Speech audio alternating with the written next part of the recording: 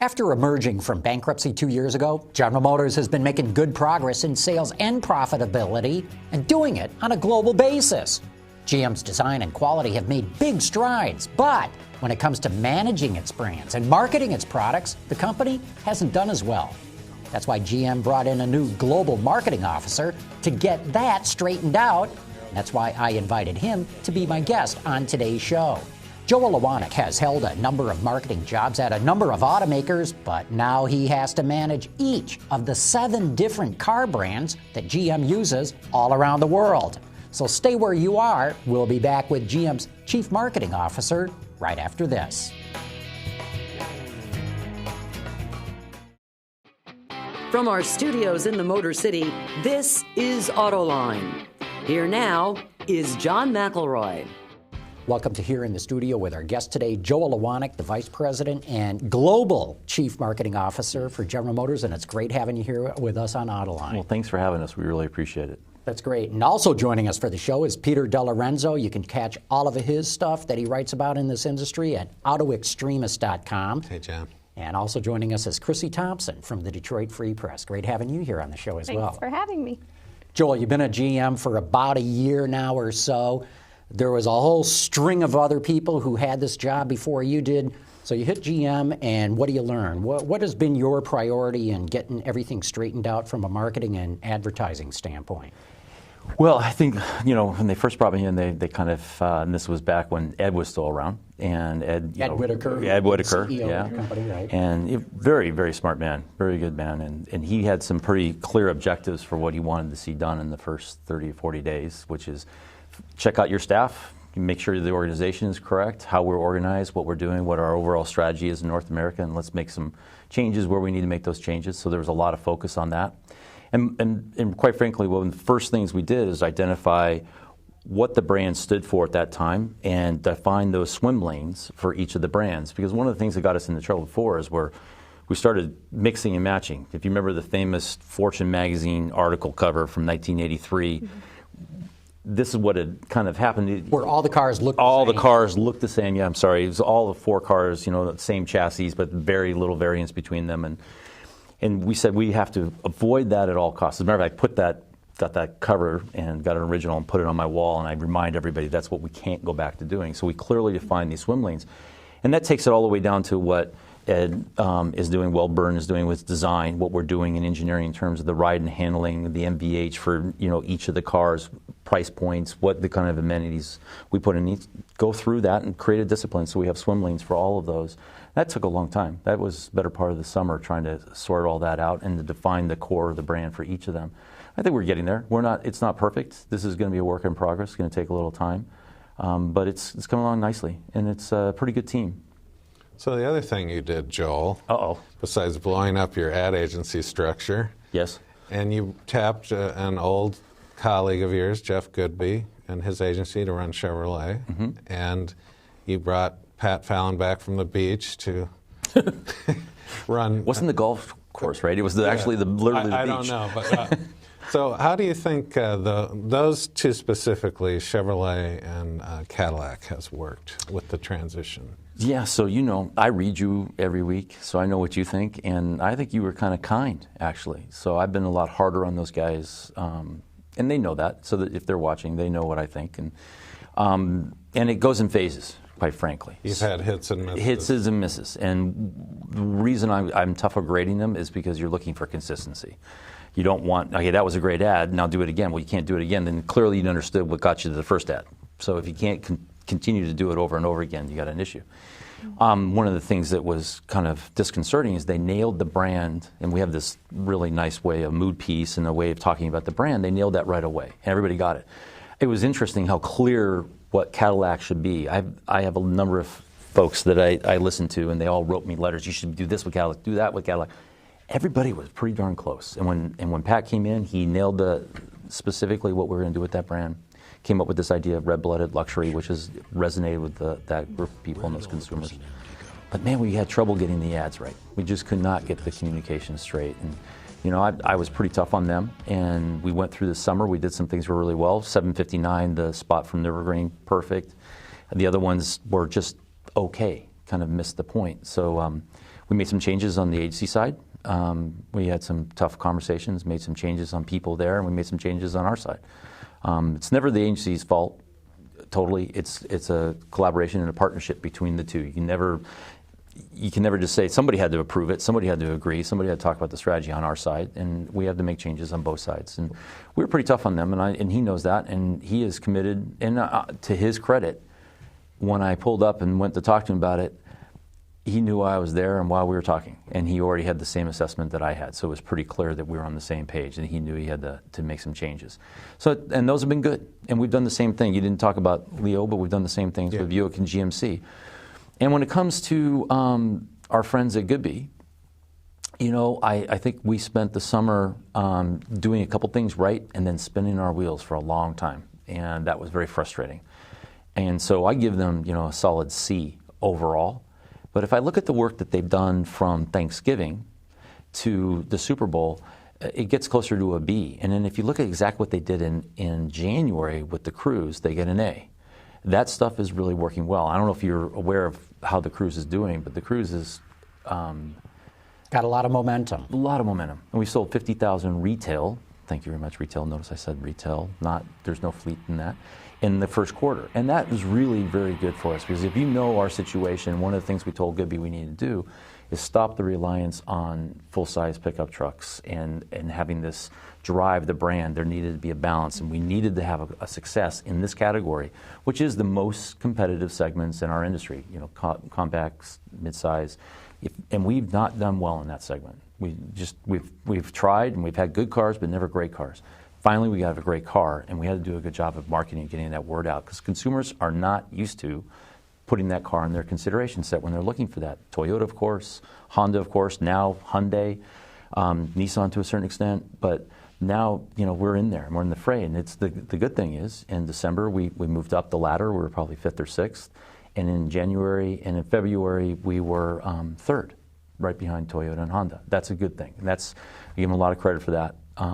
There were some things that happened in the Super Bowl that were good, and there were some things in the Super Bowl that weren't good. Some of them were my fault. I will take some of the criticism on that, because I pushed really hard to make an eco message for the Cruze and try to get that message out, knowing that we're going to have some kind of gas crisis sometime in, you know, the summer. We know it's coming.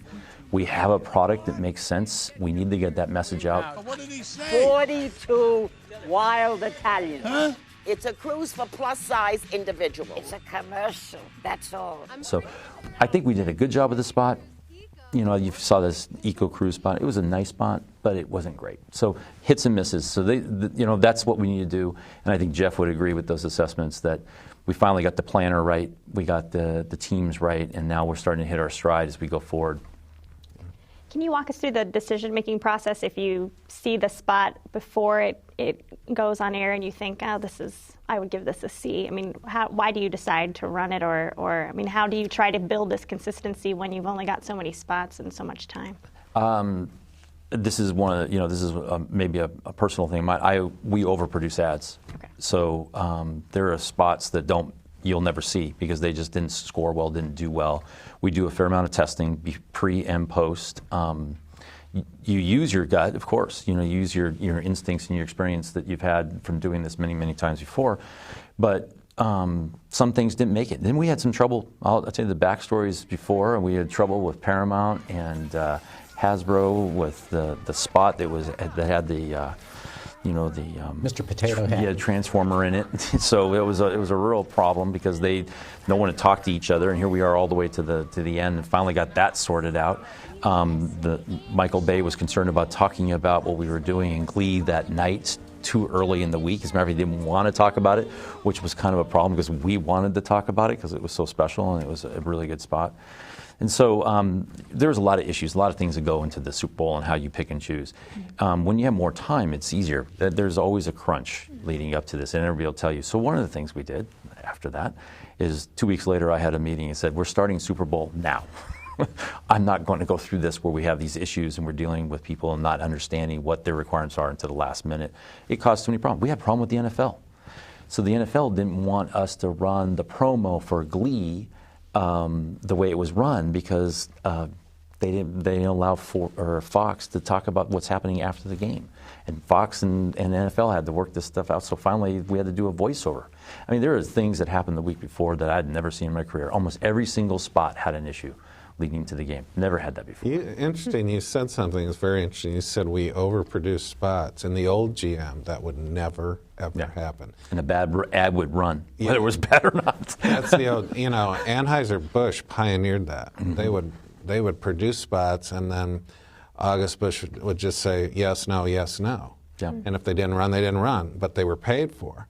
Right. So that's interesting that you said that, because that would never happen in the old General Motors. The creative process is very difficult. And what you see on a storyboard, what consumers look at, oh, that's a great idea. Once it's produced, something happens, and the magic of what was on the paper doesn't come through on the film, or something doesn't work.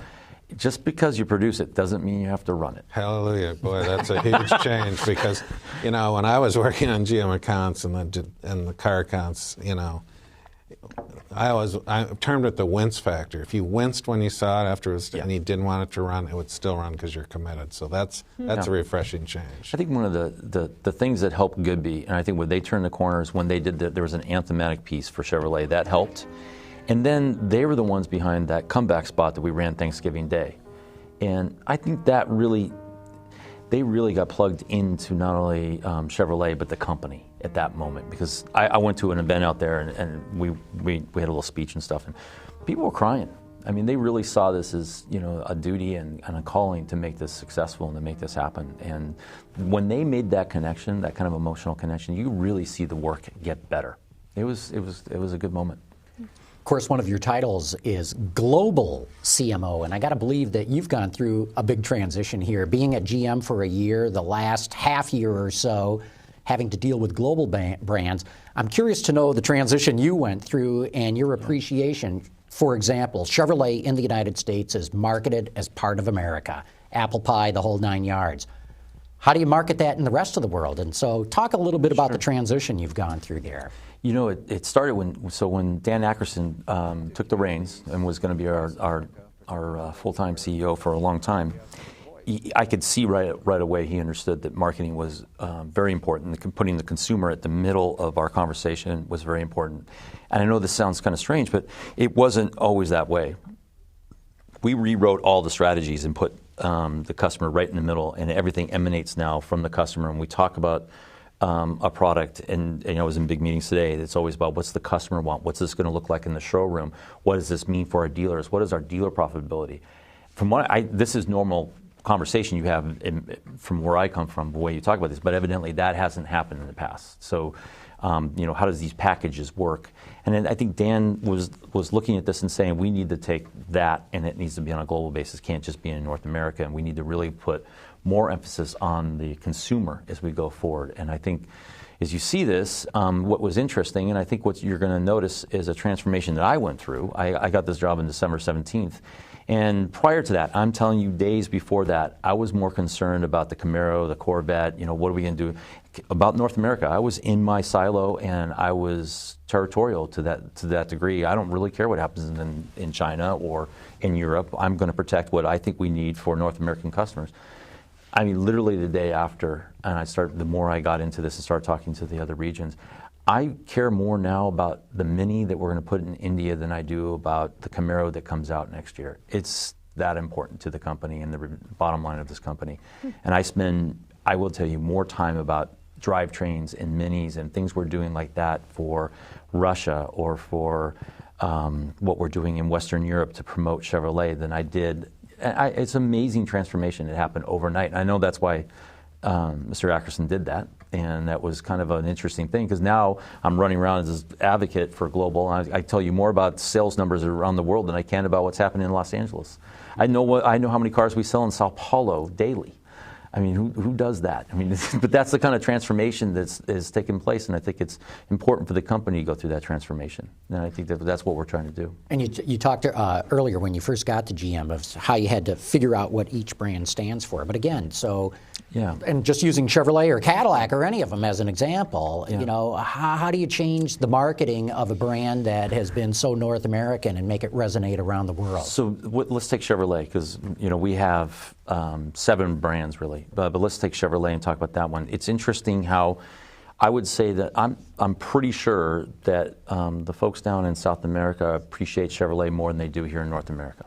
I'm just telling you, they love Chevrolet and General Motors. They put the two together quite a bit. And in Sao Paulo, you're just as likely to see a Chevrolet hat or a logo somewhere as you would see anything else, even in the United States. And it's funny, I was in a meeting, we're talking about communication strategies for Western Europe. And they're presenting their strategies to me, what they want to do, and they're telling me all these ideas they have. And they want to do a Route 66 themed idea because they're saying their customers like everything American, except maybe our politics, right? So they don't buy into the politics and our policies, but they really like this Americana. There's a lot of shared values that we have inside of the Chevrolet brand, that people, the freedom, the open road, these things, these are shared things that the Chinese care about. They care about in Thailand. So these are the things, these common areas that we're going to find around Chevrolet that we're going to use as the pillars of our communication everywhere. It's actually pretty easy. Being an American brand isn't negative. If you look in China, I think 6 or 7 of the top brands in China are all American brands, right? So that it's the politics, it's the issues around that you have to avoid, and talk about the cool parts of being an American and the freedom. And so we're going to do that. We're going to do more of that. With Cadillac, we're going to promote it as an American luxury brand, red-blooded luxury, and I think that will resonate really well. Buick might be slightly different. Right? So here, what we do with Buick and how we're going to handle it as a luxury brand here might be slightly different in how we handle it in China, where it's very, very successful, but it's a much broader brand in China. It's the high end, but it also goes pretty deep. So we might handle that one slightly different in China. So these are the issues that we're going to wrestle with for the next year or two. It's fun. It's exciting. It's all good. You say red-blooded luxury. Yes. I'm sure you debated red-blooded American luxury. Uh-huh.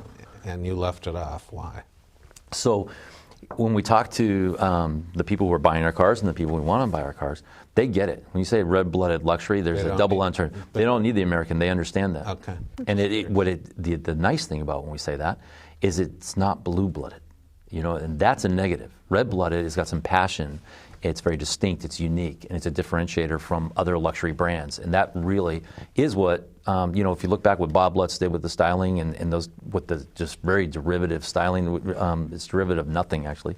If you look at what they did, that's what it is. So we're just being true to what we established with the styling in that car and where we're taking the performance in that car and let it be what it is. That's not going to be for everyone. But the luxury brands shouldn't be for everyone. That's the whole idea, right? You find the one that fits your style the best. And I think that's one of the reasons why we liked it so much. And it may not be perfect for China, but it's not bad. And we're going to have to work on that. So the nuances, how you communicate that and the tone of it, we'll work on that. So all those phrases you've been using, red-blooded luxury versus blue-blooded luxury, it's a tongue tire, and the derivative of nothing, those are all spoken in your ads. And some people have said, Joel, show us what this means and stop talking at us. Where derivative of nothing is I don't think that, if I were looking at a Lexus, do you think a Lexus looks anything like a Cadillac? That's a derivative of nothing. I would argue that a lot of the luxury category is kind of gone to the same place and kind of has a styling cues. They're all the same. We're desperately trying to take Cadillac and drive it into something that is very differentiated styling-wise from there. And it, in some ways, polarizing. Like I said, a lot of people are going to gravitate to this really smooth lines and go after this middle lines. I like Audis. I think Audis are beautiful, but there's a group of people that want to be really, they like the angular styling, the distinctive styling, and that's showing it. I mean, we're saying when we say it's driven nothing, it's a reflection of the product itself. And really, all good marketing should be just a reflection of the product. We cannot do any of this without great product. And we're fortunate to have that, in the Cruze and have that in the CTS.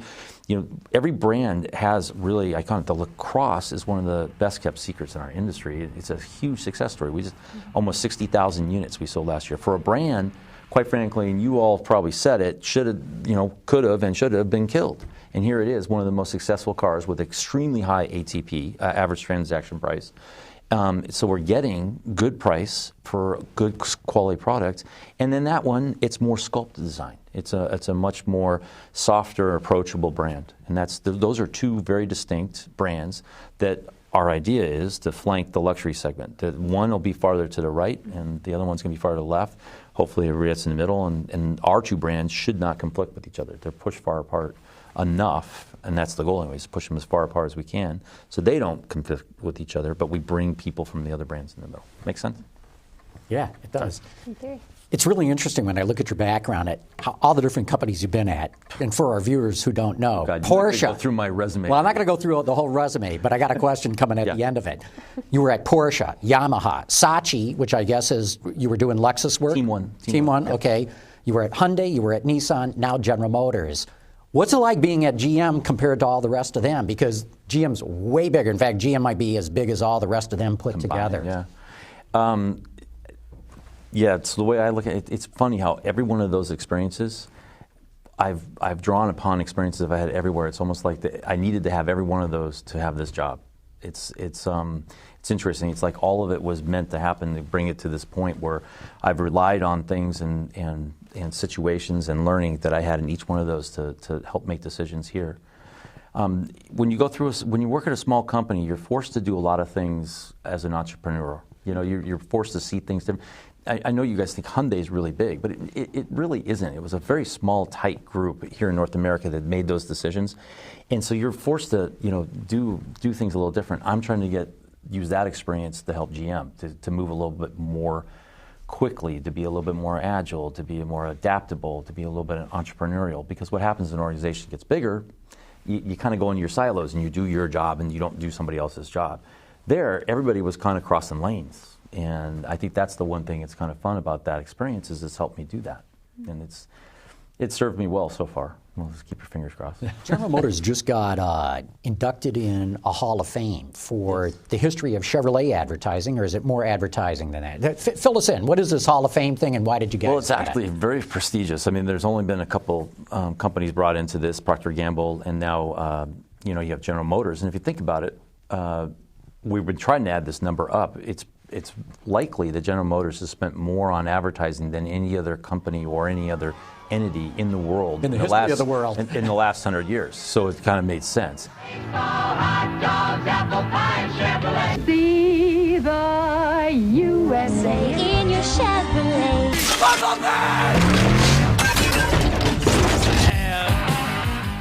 In doing so, a lot of the rules and regulations and the way we advertise and the things we've done started through one of the General Motors brands. A lot of the promotional activities that are done today that seem so obvious started with a General Motors brand. I mean, the Sloan started a lot of these things, and they emanate back through a General Motors brand. And if you think some of the most iconic slogans and shows, whether it be Dinah Shore or some of the others, started with General Motors doing these things. So their pioneering of all this types of marketing really comes from General Motors and made a lot of sense to put them in the Hall of Fame. So it was quite an honor. That was last night.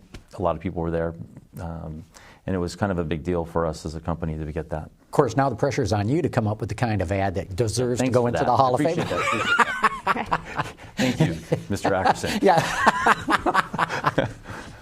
Well, one in particular that Chevy pioneered was sponsoring Bonanza. Yes. And holding the introduction of their new models to 5 minutes at the end, which was unheard of. Unheard of, right. And today that still lingers in a way. And it was spectacular back then. So we just created what we call a media lab, which is kind of an interesting, it's a replica of someone's house or an apartment that you would find anywhere in the world. And in it we have a replica of the living room, the kitchen, the dining room, the den, and on all the different TVs and all the different computers and all the different phones and magazines and anything those are our portals into that person's world. And one of the things, that's reason we're doing that is the world has changed. Back from Bonanza's days, there were, 4 channels. And when I was born, there was 15 places you can advertise, right? Now there are 15,000, and tomorrow there's going to be 30,000. What we're trying to do is whatever is old again is new, and we've looked at that Bonanza thing quite a bit, saying how can we replicate that today? And General Motors has got enough size, enough scale that we could do something like that. So we're actively looking. We just produced a couple television shows ourselves that we are actually syndicating. Then we split them up into pieces and put them online and doing these things. And we're just getting started. This is the new way, but we're in the content development business now. And we know that to replicate that, we have to do that or give seed money to somebody to do that and partner with people to do these things. Because the world's changed. You know, it's nice when you have a tent post like the Super Bowl, you can get everybody. Someone said that's the most risky thing you can ever do. And I go, no, it's actually the simplest thing we can do. That's obvious. It's the no-brainer in my opinion. There's 100 million people. I know where they are. I know who they are. We can get a message out. It's very effective. But the minute that game is over, they scatter to the wind. And you got to find them now. You got to go back out and find all these niches, and they're everywhere. And that's the tough part. So creating a show where we can grab those people and have them for a period of time to tell our story is a big deal. So we're working on it. Real good. Well, with that, we're going to have to wrap it up. But Joel Ewanick, thanks so much for coming on Autoline. Great having you here. Peter De Lorenzo, Chrissie Thompson, great having you. And I'll be back in a moment with some closing thoughts.